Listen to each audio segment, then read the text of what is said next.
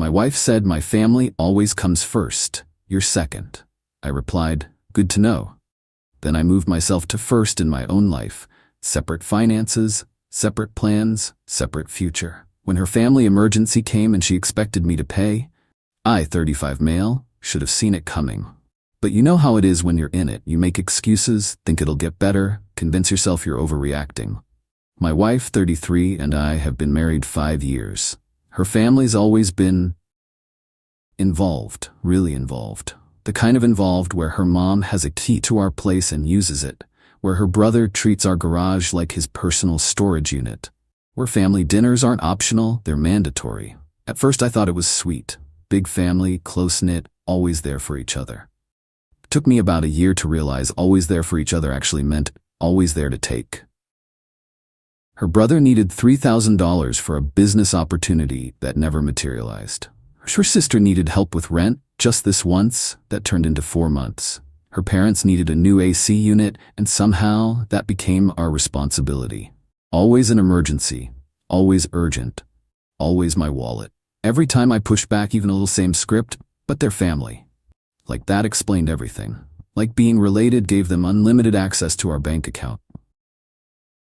But I'm not here to talk about that.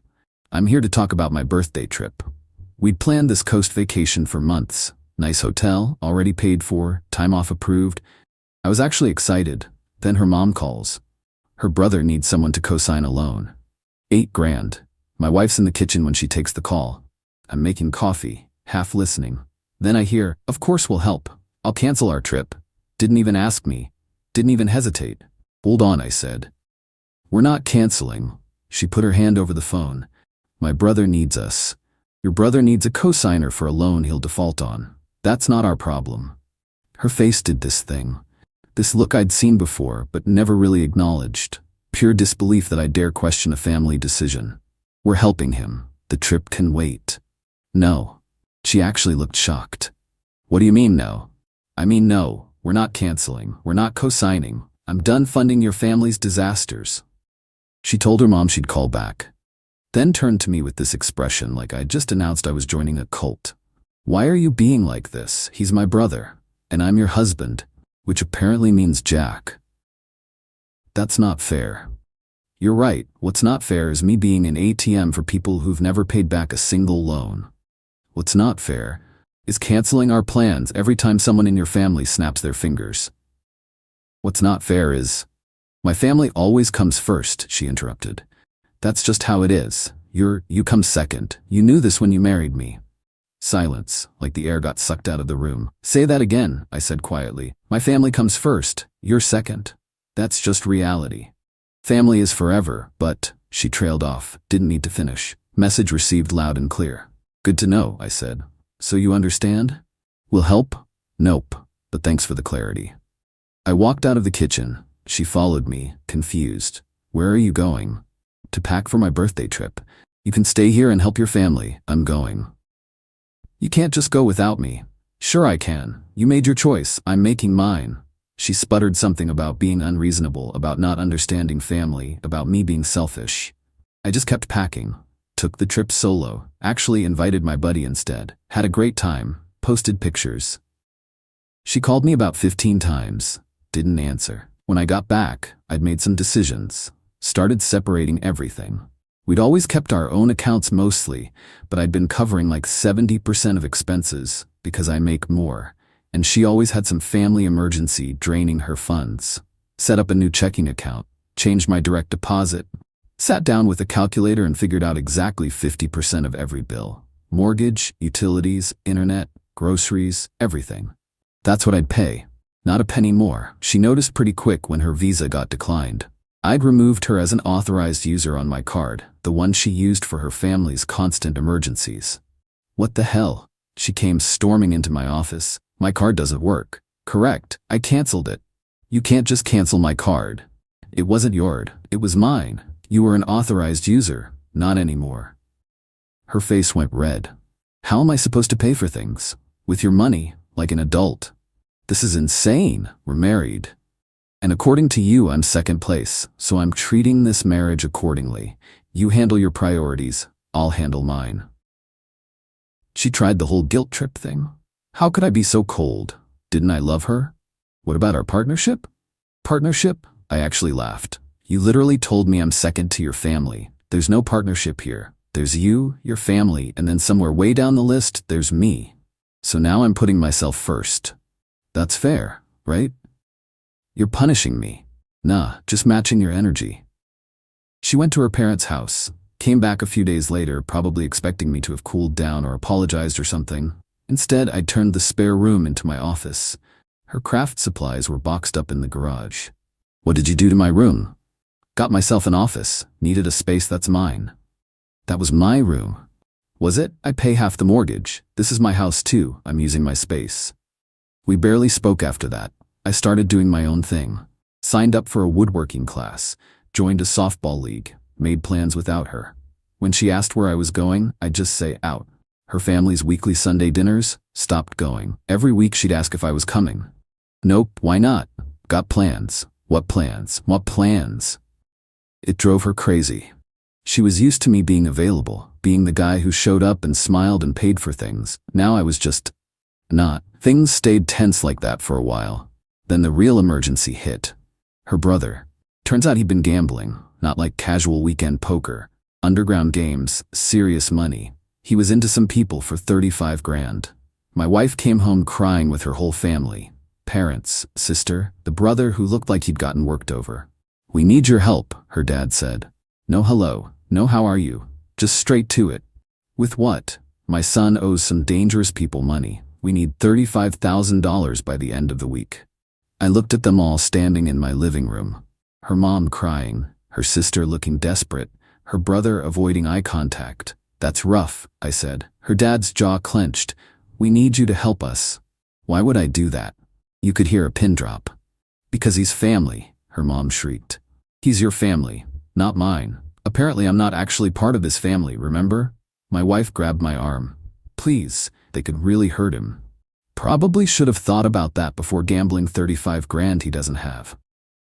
Her brother finally spoke up.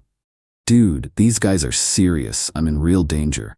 Then sell your truck. That's worth what, 15 grand? Sell it. I need that for work. And I need my money for my priorities. You made your choices. Deal with the consequences. Her dad stepped closer. What kind of man abandons family in a crisis? The kind who was told he's second place. The kind who watched you all treat him like a walking ATM for 5 years. That kind. We took you in, treated you like a son. I had to laugh at that. You treated me like a bank. Big difference. Her mom started wailing. Please, we're begging you. He could die. Probably should have parented better then. My wife's face went pale. How can you be so heartless? Easy. I learned from watching your family. You want heartless? You've spent 5 years making it crystal clear I don't actually matter to you people. I'm just useful. Well, guess what? I'm not useful anymore. I'll divorce you, my wife said quietly. If you don't help, I'll leave. Okay, she blinked. What? Go ahead. Divorce me. Save me the trouble of filing myself. That's when her sister started screaming. Called me every name in the book. Her mom joined in. Her dad looked like he wanted to hit me. Get out of my house, I said calmly. All of you now. This is her house too, her sister yelled. Nope. My name on the mortgage. My house. Get out or I'm calling the cops. They left, dragging my still crying wife with them. She didn't come home that night, or the next. Found out through a mutual friend they managed to scrape together about 20 grand. Her parents took a loan against their house. Her sister pawned her wedding ring. Her brother sold his truck, still short 15 grand. The people he owed gave him an extension and started charging interest. And apparently they all decided this was my fault. Update 1. The harassment started pretty much immediately. Her dad showed up at my office, made it past the lobby somehow, started yelling at me in front of my coworkers about abandoning family, about being a coward, about what kind of man I was. Security had to drag him out. He was screaming the whole time about how I'd regret this, how karma would get me. My boss called me in after. What the hell was that? Explained the whole situation. The gambling, the money, the divorce. Jesus, he said. Look, I get it, but we can't have that kind of scene here again. Understood. I'll handle it. But handling it was harder than I thought because they weren't done. Her mom started a phone campaign. Called everyone in my family, my parents, my siblings, my aunts and uncles, cousins I haven't spoken to in years. Told them all I was heartless, that I refused to help in a crisis, that I was abandoning my wife. My mom called me. She's saying you wouldn't help with an emergency? She's saying I wouldn't give her brother 35 grand for his gambling debts. Long pause.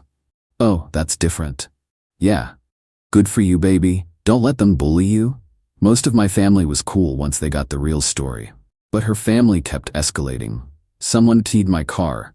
Deep, deliberate scratches, all down the side. I'm 90% sure it was her brother but can't prove it.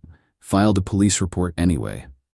$800 in damage. Then my wife's sister showed up at my softball game, waited until we were done, then cornered me in the parking lot. You know they beat him up again, right? Broke 2 of his ribs. That's on you. That's on him for gambling. You could have prevented it. He could have prevented it by not being an idiot. You're a sociopath. And you're enabling a gambling addict. We all got our flaws. She called me some more names and left. The really dirty trick came through work again. Someone filed an anonymous HR complaint. Said I'd been making threatening comments about family members and showing unstable behavior. HR called me in. Different person this time, looked uncomfortable. We received a complaint about you. From who? Anonymous. But they're claiming you've been volatile, making concerning statements about harming family members. I just stared. That's completely fabricated. We have to investigate all complaints. Ended up having to write a statement explaining the whole divorce situation, the harassment from her family, everything. It was humiliating. This needs to stop, my boss told me after. I'm sympathetic, but if her family keeps involving the workplace, we're gonna have a problem. I'm working on it. Started documenting everything. Every call, every text, every incident. Built a file. My wife finally called me. First time we'd spoken since that night. We need to talk. About what? About us. About fixing this. There's nothing to fix. You made your choice. I made mine. We're done. Don't I at least deserve a conversation? You told me I'm second place and expected me to fund your family's crises forever.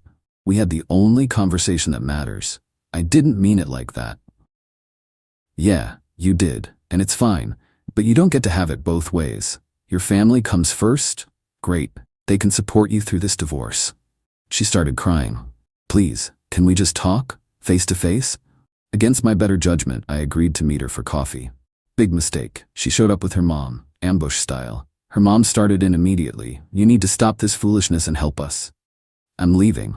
I stood up. My wife grabbed my hand. Please just listen.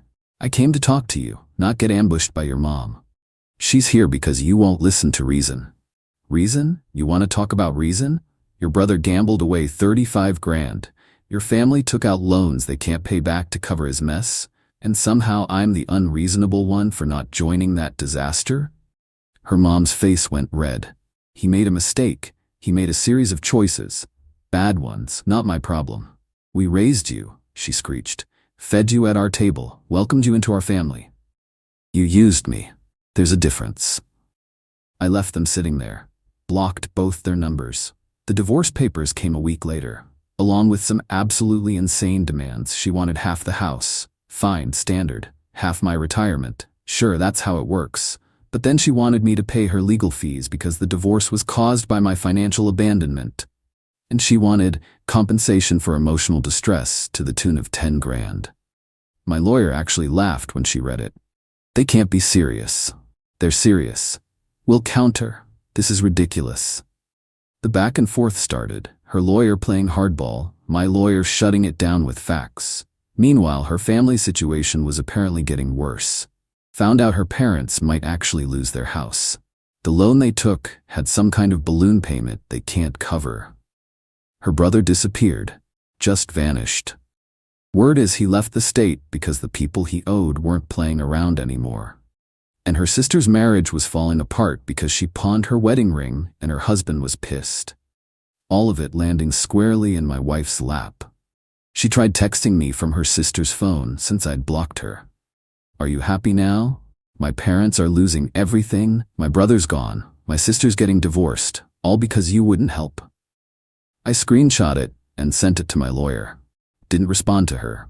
What was there to say? Update 2: Court day arrived. She showed up with an entourage. Parents, sister, even some cousins I'd barely recognized. Like they thought numbers would intimidate me or something. Her lawyer looked smug. Had this whole presentation ready about how I'd systematically isolated and financially abused my wife. My lawyer brought receipts. Started with the spreadsheet. 5 years of family emergencies I'd paid for. Every loan, every bailout, every crisis. Total came to just over 24 grand. Not a penny repaid. Showed how I'd been paying 70% of household expenses despite us both working. Showed the credit card statements. $3,000 in cash advances the month before I canceled her access. All sent to family. Then came the text messages. Years of them. Her canceling plans for family stuff. The conversation where she said point blank, "My family comes first, you're second." The judge's eyebrows went up at that one. Her lawyer tried to spin it. My client was in an emotionally impossible situation, forced to choose between her husband and her family. Nobody forced her to choose, my lawyer cut in. She made that choice herself, explicitly. And my client accepted it and acted accordingly. Her mom couldn't help herself, started sobbing loudly in the back. "He abandoned us when we needed him most." The judge looked up. "Ma'am, you're not a party to this divorce. Be quiet or leave." That shut her up, temporarily. Her lawyer tried a different angle, argued I should pay her legal fees because I caused the divorce by withdrawing financial support. She filed for divorce, my lawyer pointed out. Not him. She initiated this. Only because he made the marriage untenable. By setting reasonable financial boundaries after being told he was second priority. The judge looked tired. "Counsel, unless you have evidence of actual abuse or illegal activity, the court isn't interested in marital drama. Do you have such evidence?" Her lawyer floundered. "Well, the sudden withdrawal of financial support. He stopped paying for her family's emergencies with his personal income. That's not abuse, that's a boundary." Next argument. "They tried to push for alimony, claimed she'd been economically dependent on me." Judge looked at her income, looked at the evidence of where my money had actually been going, her family, not her, and shut it down. The court finds both parties are employed and capable of supporting themselves. No alimony. The final settlement: house gets sold, split 50-50. Retirement accounts divided per state guidelines. We each pay our own legal fees. No alimony. No contact. Her lawyer tried to argue, but the judge was done. Outside the courthouse, her dad tried one more time. "You're really going to let her family lose everything? We're going to be homeless. You took out loans you couldn't afford to cover gambling debts. That's on you. We welcomed you." As a wallet, "Yeah, I know. Good luck with that foreclosure." Her brother showed up out of nowhere. Must have snuck back into town. He was in my face immediately. "You think you're better than us?" "I think I'm smarter than you." He shoved me. My lawyer stepped between us, already on her phone with courthouse security. Touched my client again and were filing charges.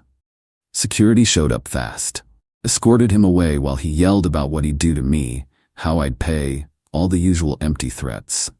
My wife just stood there crying while her mom hugged her. Her sister was on the phone, probably trying to find a place to stay since their parents were about to lose their house. Drove away while her dad yelled at me about karma. The house sold within a month. Got asking price. Market's good right now. After the mortgage, we each cleared about 85 grand. She needed hers immediately. Her parents' foreclosure was already in process. I put mine in a savings account and started looking at condos. Found out through friends what happened after. Her parents lost the house, moved in with her sister. Her sister's marriage didn't survive the stress. Husband filed for divorce. Her brother's apparently in another state, still dodging his debts. My ex is working 2 jobs trying to stay afloat. Her settlement money disappeared trying to help her parents. She's in a studio apartment now, broke and exhausted. Her family barely talks to her anymore. Apparently they blame her for letting me go and ruining their gravy train. The irony isn't lost on me. As for me, bought a condo downtown, 2-bedroom, nice balcony, modern kitchen. It's all mine. No compromises. No ugly furniture from her mom. No family photos I have to pretend to like. Been seeing someone new. She's a teacher, has her own life, her own money, her own boundaries.